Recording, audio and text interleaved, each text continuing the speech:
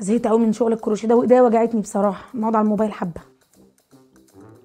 نبص كده على رسائل الناس اللي بتجيلنا نشوف مصالح الناس. استنوا بصوا معايا، ده في واحده بعت رساله مهمه قوي بتقول ان هي اتجوزت وخلفت ولد وبنت واتطلقت من ابوهم وما كانش بيصرف عليهم، مصاريفهم زادت عليها، فبتقول ان هي ودتهم لابوهم يشيل بقى شويه. قام جالها عريس ومناسب جدا وبيحبها، بس شرطه الوحيد ان ما حدش يعرف ان هي كانت متجوزه ومعاها عيال غير امه وابوه واخواته، بس اللي يعرفوا ان هي كانت متجوزه، اما باقي العيله ما يعرفوش. بتقول انها وافقت واتجوزت وعايشين حياتهم مستقره وربنا عوضها خير والحمد لله، وخلفت منه واد كمان والحياه معاهم ايه زي الفل. استنوا، ده بتقول ان بنتها بقى زهقت من ابوها وقامت جت تعيش معاها، قالت لها اهلا وسهلا، وخصوصا ان جوزها كان موعدها ان ولادها هم اولاده. اما البت بقى لما جت بتقول ان حقيقته ابتدت تبان، ما بقاش يعملها احسن حاجه. المشكله بقى ان جوزها عايز لما يروح يزور اهله يروح هو ومراته وابنه، لكن بنتها لا، تقعد يعني اليوم كله في البيت لوحدها تستناهم. بتقول لي بقى ان هي اتحايلت على جوزها كتير ان هي تاخد بنتها معاها وهي رايحه، هو مش راضي. قام في الاخر قال لها لو ضغطتي عليا هاخد ابني وامشي. وبنتها يا عيني بتقول لها من الناحيه الثانيه ما تسيبنيش وتمشي يا ماما، انا بخاف اقعد لوحدي. تفتكروا بقى تعمل ايه؟ انا قلت لها وديها المنطق تقعد معاها اليوم ده، قالت لي ان مامتها متوفيه وملهاش حد الا ربنا. قلت لها مالكيش حل غير انك تتحايلي عليه طول الوقت.